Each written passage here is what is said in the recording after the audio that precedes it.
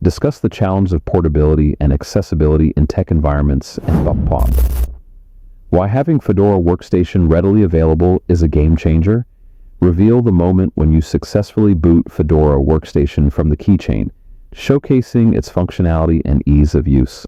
Summarize the journey of making Fedora Workstation portable and reiterate its advantages for users on the go. Encourage viewers to share their thoughts on portability and tech solutions in the comments, and suggest they check out your other videos for more tech and tips. I'm just going to show you how to do it in Windows and Linux. This is very simple, but since I'm guessing that most of you will not start off by using Linux, I'm going to show you how to do it in Windows. And then I will show you how to actually install Linux from. What we need to do is download Fedora, and I have both of these windows open here, but let me just go ahead and close them and reopen Firefox. The very first thing that you will need is a Linux distribution, so Fedora. I have opted to go for a Fedora for a number of reasons, and I'm not going to take the default download. I will scroll down and go into Fedora Spins, and I will choose the one with the KDE Plasma Desktop. I'm going to go ahead and click on Download Now, and click here on Download. Oh, by the way, let me just go back. Yeah, okay, save it. But let me go ahead and go back. Can I? Yes. So when you come to this page and when you click on Download Now, as I've clicked before here on Download straight away, it should recognize your system by default and offer you the 64-bit or the 32-bit version. And I'm going to use this time to tell you why I chose this one and why am I downloading the KDE Plasma Desktop. First of all, Linux as an operating system and as a desktop environment come in two separate packages. You have several desktops which you can use for the Linux operating system, and you have God knows how many Linux distributions out there which function with a wide variety of desktop environments. So Linux is not like Windows where you are pretty much condemned to a single desktop environment and they all look the same to me pretty much. It is said that there are no two same desktop configurations of Linux in the world. I have chosen the KDE, and that's where I'm going to be doing the demos. Anyway, the second reason why I've chosen Fedora is because it is a convenient workstation distribution, and it's convenient for daily usage as well. I don't think that there is pretty much anything that you can do in Windows that you cannot do in Fedora. Perhaps it's not the beginner's distro, but it's not really complex to use, and it's very convenient, especially for our purpose. Very secure. It uses SC Linux. You have three security mechanisms. You have mandatory access controls, discretionary access controls, and you have a firewall.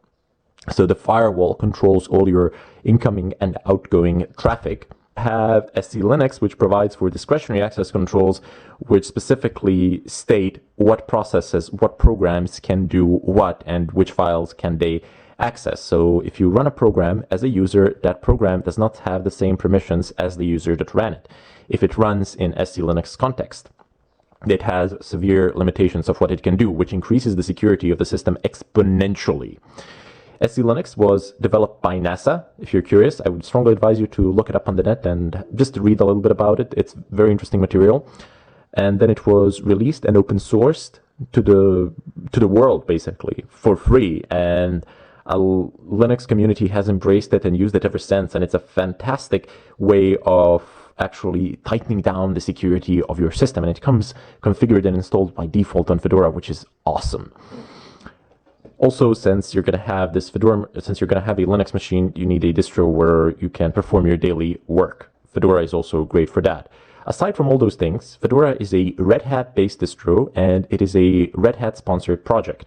It contains all the latest technology that Red Hat is testing that they later on intend to implement into the Red Hat distros. But I wanted to make it clear why I have chosen this distribution and what do you get with it. Also, the distro is completely free to use. Next up, you will need an image writer. So type in raw write with single W. 32, press enter. And the very first one, click save file. This download will be very fast. And go ahead and start the exe file. Say yes here and click on install. Finish. There you go. The installation should be very, very fast. Now go ahead and type in raw write. Start it. Excellent. So it says File System Image. Okay, open. Plug your USB in, please. This is the time where you will need to plug your USB in. The USB should be 4 gigs or more. I think 4 gigs should do just fine. Mine is 4 gigs. Here you can see that it's actually plugged in. Here you go. It's 359, I think, something like that. Or you can right-click on it and format it beforehand. So that's not a bad idea. Just right-click and then format, and make sure that it's FAT32, which is going to be very nice. Also, I forgot to mention one more reason why Fedora is good, because it works rather well. It boots rather well on UEFI BIOS machines and non-UEFI BIOS machines. Both work just fine. Anyway, go into downloads here, and you see where it says here compressed FS image, blah, blah, blah. Well, change that and select all files, and then find your Fedora ISO image here where it has been downloaded. Okay, so I'm going to pick this one, and there you go. Calculating hashes.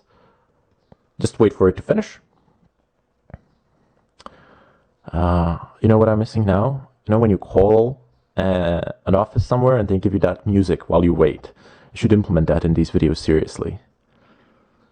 Okay, file system image. It gives us the hash if we want to check it later, but not. Probably should. Make sure that you select the right USB here and click on write to disk. It's going to ask you, are you sure you would like to write the loaded image to drive F, USB, blah, blah, blah. Attention, this will destroy all contents of the disk in that drive. Please be careful here. Select the USB where you don't have any relevant data. In fact, if you're using a USB with data on it, make sure to back up that data, which is a reasonable thing to do. Click yes, and then just wait for the procedure to finish. It's going to take a while.